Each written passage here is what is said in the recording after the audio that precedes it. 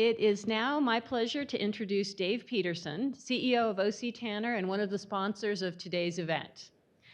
Dave wanted a job at OC Tanner so badly, he offered to work for free for 2 months and said if the company wasn't satisfied after a month, they could cut him loose. 30 years later, he has brought his determination, dedication, and capabilities to every department in the company. Today, he serves as a globally minded leader for this worldwide company headquartered right here in Salt Lake City. OC Tanner has been recognized as one of the best places to work in the US, and we're fortunate to hear from Dave today about what we can all learn from OC Tanner's People First culture. Please welcome Dave Petersen. Hey, thanks very much. Hey, thank you all very much. It's really a treat and an honor to be with you today. One of our board members not long ago joked, I think they were joking, that maybe now that I'm the CEO and the pay's a little higher, they'd like to have those 2 months that I offered to work for free. I was asked to talk a little bit about lessons we've learned in our business about people first cultures, which, as you can tell already from these panel discussions and Dave's presentation this morning, is central to the concept of an evergreen company. I'm going to find this clicker. There it is. So I'm going to talk to you a little bit about our experience with large clients, specifically the 30 clients that joined us last year on the Fortune 100 Best Companies to Work For list. We made that list for the third time. Truthfully, we'd rather be a great place to work than show up on a list, but we're honored to be on the list nonetheless. And 30 of the other 99 companies on the list happen to be OC Tanner customers. So we have some insight into what they do and how their cultures work such that they can be considered a great place to work. And there are some questions about this. The question was, do they have something in common? Are they doing something similar that creates that kind of a workplace culture that causes them to be a place where people want to work? Yes, they do. And we'll talk a little bit about those things. First, just by way of context, OC Tanner is going to hit probably around $800 million in revenues this year. We have 1,500 global employees. You can see there, they're located mostly at about 1,200 here in our Salt Lake headquarters. We have other offices, substantial offices in Toronto, London, Mumbai, Singapore, Melbourne, and Hyderabad. We were founded in 1927, so love the call out earlier. Thank you. We are a 95-year-old startup. That's how we think about ourselves. I don't know if you ever arrive. I think you're always going somewhere, and we like that sense of being a 95-year-old startup. We're also privately held and have a unique governance that was set up by our founder, Obert C. Tanner, many, many years ago. So let's talk about these four characteristics, and I'll frame them a little bit to begin with from the perspective of what we do for those 30 clients. Culture Cloud is our software and services collection of products and services that we take to the market and help our customers with. Software, solution design, some consulting, symbolic awards that we manufacture and design. It's a comprehensive package that we roll up under this idea of a culture cloud of software and services. There are four things that these 30 other companies on the Fortune 100 list sort of have in common that we've noticed. The first one, and the biggest and most important, is they've got a people-first culture. Now, that's pretty easy to say, but a people-first culture means you're very intentional about how you take care of your people. It means you make long-term decisions with your people in mind. It means you don't make very many decisions without considering either the impact on your people or how your people will execute that strategy. And let's face it, people execute strategy. No matter who you are or what kind of a business you have, you really depend on your people to do that. We conduct an annual global survey. We talked about 40,000 people, around the world, and we have maybe 14 million data points that we use to analyze. And this gives us an insight into global workplace culture and other factors in different regions of the world, and we bring that information back, we synthesize it, and it informs our product development, our services that we take to market, and it helps us to provide insights to our client companies that they can then use in formulating their own workplace culture strategies. This is a really interesting framework here. Let me just say this about culture. Can you define it? How do you define workplace culture? It's a little nebulous. Leaders sometimes struggle. You can feel culture. Culture is kind of the way it feels to work at a place. Even on the university campus, there's a culture, and it's different on this campus than it would be on another campus. They can all be good. The 30 clients that we share on the Fortune 100 list all have great workplace cultures. They're all different. But this is a framework that helps to think about that a little bit. These 6 elements, purpose, opportunity, success, appreciation, well-being, and leadership, are, if you will, we call them talent magnets. They are the kinds of things that draw people in to an organization and motivate them to be attracted and then to stay and to contribute to the success of the organization. Just a word or two about each one. Let's start with purpose. Purpose is, how do you genuinely connect people to the why of the organization? What are you about? Why are you in business? Beyond a profit motive. People want to be connected to that. They spend a lot of time working. The more connected they are, the better the results, the more fulfilling the opportunity will be, the more successful the business achievements will be. Opportunity is about, you might be thinking, that's promotions. It's a little bit different than that. It's more about, is this a place where I can see a future, where I can develop and grow, maybe where I can achieve a potential that I can't even see yet, but I hope might be out there? There's a lot more to opportunity than just promotion. There's a lot of growth. It's looking out long term at who I might be at some point as I mature in my career.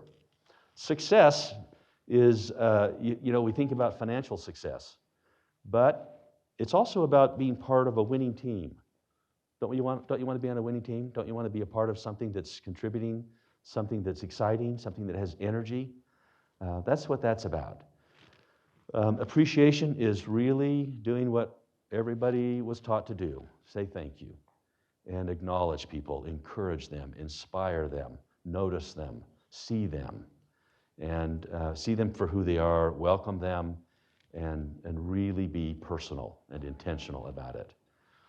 We'll say something more about that a little bit later. Well-being, does this place care about me?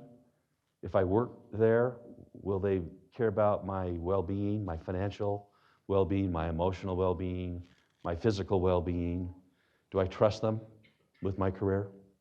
And then leadership. And leadership is not so much about who the leaders are, but what kind of leadership is cultivated in that organization. How do they coach? How do they develop? When I have a meeting coming up with my boss, am I looking forward to it? Or am I fearful about it? So think about those things as you consider your culture. And if you're wondering about your own workplace culture, our research shows us and tells us that if a company focuses on these 6 elements, they're going to have their own unique, very good culture. And it's going to set them apart, help them to rise above competitively other people in their industry, and achieve great business results.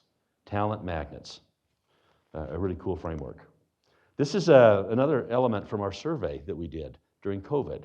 This is really quite fascinating. Look at this on the left: engagement, retention, inclusion, and burnout. And then in the middle column, the impact of COVID on thriving workplace cultures with those 4 elements. And in the far right column, the impact of COVID on non-thriving workplace cultures. Startling. Engagement, employee engagement, took a hit in thriving workplace cultures of -1% versus down 52% in a non-thriving. What's a thriving workplace culture? It's one where they're paying attention to these 6 elements. Retention, down 3% versus 53%. Inclusion, down 1% versus 51%. Burnout, a lot of burnout during the pandemic, up 13% in a thriving workplace culture, up 81% in a non-thriving culture. Pretty amazing differences. The second of these 4 would be purpose. We talked about that a little bit, but here is a quick way to think about purpose. Your value proposition, what is that? That's why do people hire you? What are they hiring your products and services to do? What's your customer value proposition? Your employee value proposition, why would I want to work for you? What's in it? How can I connect to that purpose? Can I? And social good. This is, if there's an intersection here, and if you can identify your purpose and communicate it to your people, they'll connect to it, especially in the center of this sweet spot here of customer value prop, employee value prop, and community good. Quick story about KPMG. Great company. We know them well. We work with them. We love this outfit. But Bruce Fow was their executive chairman of HR a few years ago. And they were trying to focus on turnover. They had a lot of turnover early in associates' careers. And there's lots of reasons for that, probably. But one reason they zeroed in on from the exit interviews they were having was that people were not identifying with the purpose of KPMG. They were so busy with the work they were doing, especially these entry-level associates, that they hadn't quite figured out or connected with the purpose, the why of their work. And so Bruce sent out an email and asked for some help. He thought he'd get a few hundred responses from their employees on what's the purpose? What do you find? Give me some stories that articulate the purpose of the work we do at KPMG. He received 40,000 responses. And we helped them with a little campaign to communicate this, and I won't go through all of them. But one of them there, you see on the left, we champion democracy. KPMG was instrumental in validating and ensuring free, fair, accurate elections, the first ones that were democratic in South Africa when Nelson Mandela was elected. That's a great story. They've been involved in helping companies and countries combat terrorism through policies and systems that have been in place for money laundering and other kinds of things over time. Another great story that you can really connect to in terms of a purpose. There are many more of these that surface through those 40,000 responses that Bruce received. But this was a major effort, and it helped them to communicate their people or connect their people to their purpose. This one's a little near and dear to me personally. This fellow on the left is Dr. Sperry. He is an emergency room doctor in Utah County. His brother is our chief operating officer. He's sitting right back there in the back of the room, and a great friend of mine. We have a fellow named Josh McEwen. He's one of our engineers at OC Tanner. And he got an idea. Do you remember in the early days of the pandemic, the horrific images of doctors and nurses working long hours, not having enough personal protection equipment, refrigerated vans parked around the block? Enough, right? It's enough. We remember those. We remember how that felt. Josh thought there ought to be something we could do about that. We don't make personal protective equipment. We don't make medical devices or equipment. But we do make things, just not those things. On his own, Josh and a couple of others met with some of the university medical center people, Intermountain, and a few others, and figured out what it was they needed most. And he sourced raw materials that we don't have, and he reconfigured a production line with equipment that we didn't have, that we had to acquire, and he realigned one of our manufacturing teams and repurposed a whole line of production to make face shields for doctors and nurses that we would then go on to donate to to our healthcare clients. It's a big sector for us, healthcare. And so one day I was out in my front yard in the evening. A neighbor walked by and said, "Wow, you guys are so awesome. I cannot believe what you're doing. What a great leader. What a great company." I said, what are you talking about? And he said, "Well, those face shields that you're making for healthcare organizations." I think you got the wrong, I don't know what you're talking about. It was on the news. So I went in, this is literal, I went in, looked it up, sure enough, a local reporter, I think it was KSL, had sniffed out that story and it had made the news. It had been going on for several days. Within 2 or 3 weeks, I think we shipped over 70,000 of these face shields. It was a rallying point for our company. Our people, in the midst of all that was going on, felt like we were contributing, like we were helping. There were lots of other companies that did the same thing, because there are lots of companies with great workplace cultures. Let me tell you what, though. This isn't something that was the CEO's idea or the executive team's idea. This isn't something that I thought of. It's not something I convened a committee to study. We didn't do a pro forma. We didn't try to figure out how we'd pay for it. I didn't even know about it. This was the culture. This was Josh saying, this is something we could do, we should do, we would do. And that's what you get when you have a great workplace culture. You have people that are so well connected to the purpose of the organization that on their own, they do better work than you could ever dream of doing as leaders. Third one I want to just touch on of these four is inclusion. A lot of talk about inclusion over these last several years, and that's good. But this is, in the way we talk about it, is a little more than demographics. We're talking about how it feels when you work and where you work. Does it feel inclusive? Is it inclusive day to day? Not just the numbers, the demographics. We tend to think of maybe inclusion and exclusion as sort of two sides of the same coin. You know, if we reduce one, the other will change. It's not quite how it works. They're all separate. And there are things you can do to improve inclusion and to reduce exclusion that don't cause one or the other to change. Let me give you a couple of examples of some things we recommend that our customers consider. And if you just spend a little time with this, you'll come up with some of your own. First, expanded opportunities for more employees to participate in special projects. For those of you that are leading businesses, how often when there's a special project or an urgent need, do you go to the same reliable group of people that you know you can count on because they've done it before and before and before? Pretty common. This is a suggestion that mix that up. Give everybody a chance. Be a little more inclusive in terms of gathering up people that maybe haven't had that kind of an opportunity to work on a special team or a project. The second one is to offer leadership development, not just to your high potentials, but to a broader array of your people. You might be surprised who might emerge as a leader. And third, this is really important, find ways to recognize the great work that your people are doing. People contribute in different ways. Some are going to be acknowledged all the time because of the nature of the job. They might be in a more visible position. Some might be in a little more back office or behind the scenes role.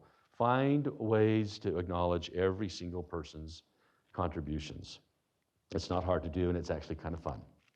Lastly is recognition. We talked about these talent maps a few minutes ago. The one on the bottom there is appreciation. This is sort of like the connective tissue in the culture, if you will. If you really want to pay attention to all six, but if you pay extra attention to appreciation, it has a multiplying effect on all of the others, according to our research that we've done. When we notice a recognition experience happening, and you do this in your organizations, you call this out and you acknowledge each other, but there's usually three groups. There's a receiver, an individual or a team, did great work, got the project done on time or early, won a new client, whatever the achievement is, these are great opportunities. Don't miss them. Do it any way you want, but these are great opportunities. You think about the receiver being in the spotlight, and that's what we usually think about. But let me tell you something. The giver, the leader, the manager, the colleague, the giver of the recognition has to think a little bit in advance, has to plan and prepare. The process of doing that makes them a better leader. It causes them to think about that team or that individual.